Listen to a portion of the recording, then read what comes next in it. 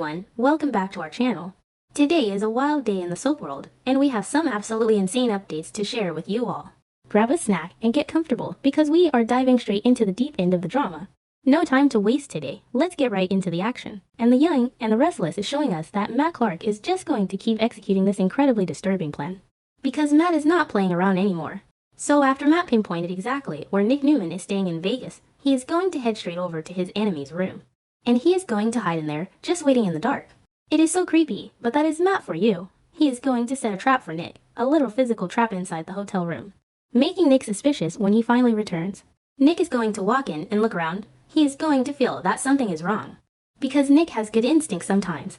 But maybe not good enough this time. Nick will open the door, while Matt is just standing right behind that door, barely breathing, waiting for the absolute perfect moment to strike. And that moment is going to come right after Nick steps fully into the room. When Nick turns his back to him, that is when Matt makes his move, because it looks like Matt is going to completely overpower Nick, and he might even throw a literal sack over his head. Just a bag right over his head to blind him and cause total panic. Nick is going to be thrashing around, but Nick is not at his best right now. Nick could easily get drugged even more by Matt, and then taken to a completely different location, because Matt is getting ready to frame him for a crime he absolutely did not commit. And we all know Matt loves a good frame job. After all, why and our fans know Matt has totally framed Nick before. We all remember the history, years ago, when Matt literally pulled his own breathing tube out at the hospital. Just yanked it out, and then he placed it right in Nick's hand, making it look like Nick tried to kill him. And it worked. It sent Nick to prison for that action.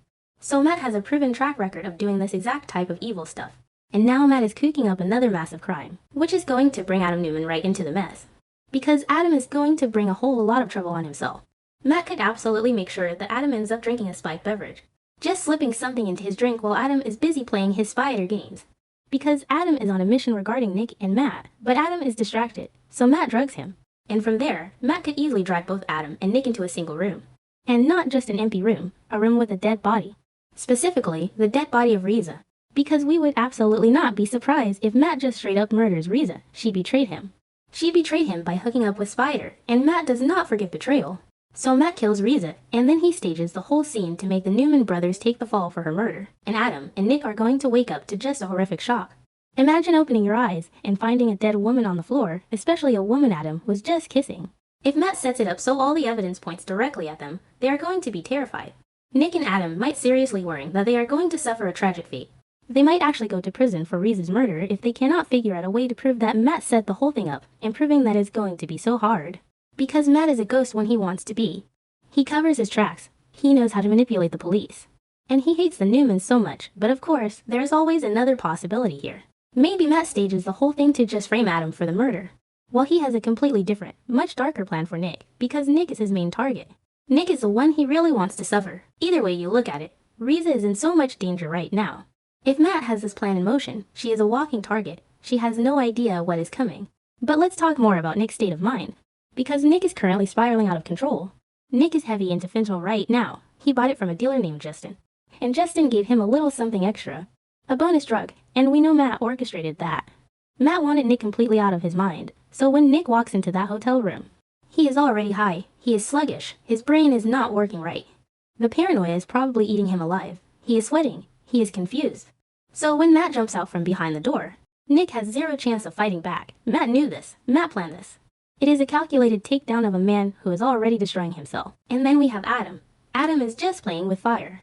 He is in Vegas trying to find Matt, trying to help Nick, but instead, he is getting sucked right back into his old spider persona. He is sitting in hotel rooms with Riza Thompson. And Riza is pushing all his buttons. She is wrapping her arms around his neck.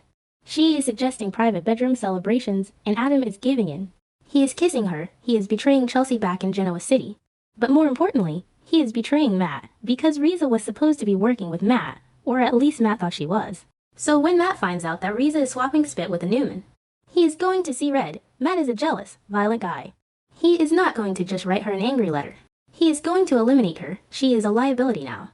And she is the perfect pawn for his frame job. So let's really picture this setup. Matt has a dead Riza. He has an unconscious, drugged up Adam, and he has an unconscious, fentanyl-addicted Nick. He transports them all. Maybe to a cheap motel off the strip, or an abandoned warehouse in the day of Zahara Desert. He dumps the brothers on the floor. He places Riza's body between them. He puts the murder weapon in their hands to get their fingerprints all over it. Maybe a gun, maybe a knife. He smears their DNA around. He makes it look like a massive, Violent struggle took place. A fight over a woman, a drug deal gone wrong. Whatever story the cops will buy. And then Matt just walks away. He leaves them there to wake up. He leaves them to face the nightmare. It is brilliant. It is evil. It is exactly the kind of soap opera drama we live for.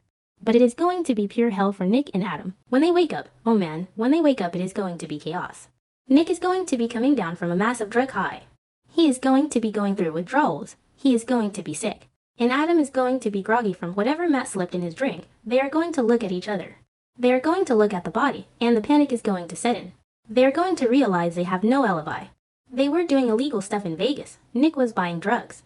Adam was running around as Spider. The cops are not going to believe a word they say. They are going to say Matt Clark did it. But Matt Clark is supposed to be dead or gone, or a ghost. Who is going to believe them? They are going to be staring down life sentences. And they are going to have to decide right then and there. Do they call the cops, or do they run? Do they become fugitives? And what about the people back home? What about Chelsea? Chelsea is already terrified that Adam is reverting to Spider. She is sitting in Genoa City, completely oblivious to the fact that Adam kissed Riza, but she is worried enough that she might just hop on a plane. Spoilers say Chelsea might fly to Vegas to confront him. Imagine if she walks into that room. Imagine if Chelsea opens the door and sees Adam and Nick covered in blood with Riza dead on the floor. Chelsea would completely lose her mind. It would destroy her relationship with Adam forever. Because even if Adam tells her he was framed, will she believe him? She knows Spider is capable of dark things. She knows Adam has a violent past. This trap that Matt is setting, it is not just about prison. It is about destroying their lives, destroying their families, stripping them of everything they love. But we have to talk about the other theory again. Because Matt is a sadist, framing them both as efficient. But maybe Matt wants something more personal with Nick. Nick is the one who really ruined Matt's life back in the day. Nick is the ultimate enemy. So maybe Matt leaves Adam to take the fall for Riza. Adam wakes up with the body. Adam gets arrested. Adam goes to jail, but Nick disappears. Matt kidnaps Nick and takes him to a bunker. Or a basement, somewhere soundproof, and Matt just tortures him. Matt watches Nick suffer through the fentanyl withdrawals. Matt plays mind games with him, keeping him chained up while the whole world thinks Nick is either a fugitive or dead. That would be the ultimate revenge, to completely erase Nick from the world and make him suffer in the dark, while his brother takes the fall for a murder. Because we cannot stress enough how much Matt hates Nick. You have to remember the breathing tube incident. It was not just a prank. It was a calculated attempt to send a young Nick Newman to a cage for the rest of his life. Matt was lying in that hospital bed. He was supposed to be recovering, but his hatred was so strong. He literally risked his own life. He ripped a tube out of his own throat, just to put it in Nick's hand. That is the level of dedication we are dealing with here. A man who will hurt himself just to hurt Nick more, so a complex Vegas murder frame job. That is child's play for Matt Clark. He has probably been planning this for months.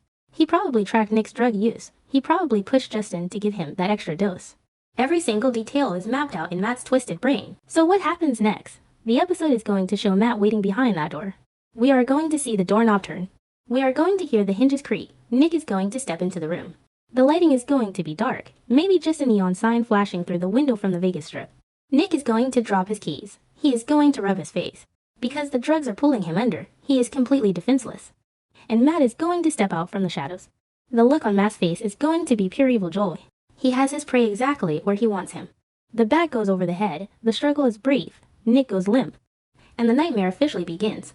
It is going to be one of the most intense scenes of the year. You can just feel the dread building up. So we just have to wait and see how this all plays out. But it is not looking good for the Newman brothers. Vegas was supposed to be a mission to stop Matt, but instead, they walked right into his web. Adam's arrogance and Nick's addiction have made them the perfect victims. And Riza is just collateral damage in a war she never fully understood. The fallout from this is going to rock Genoa City to its core. Victor is going to lose his mind when he finds out his sons are either missing or arrested for murder. Nikki is going to panic. The whole family is going to be dragged into this Vegas nightmare. But for now, all we can do is watch as Matt Clark executes his masterpiece of revenge. It is dark, it is gritty, and it is going to change everything. Stay tuned because the drama is just getting started.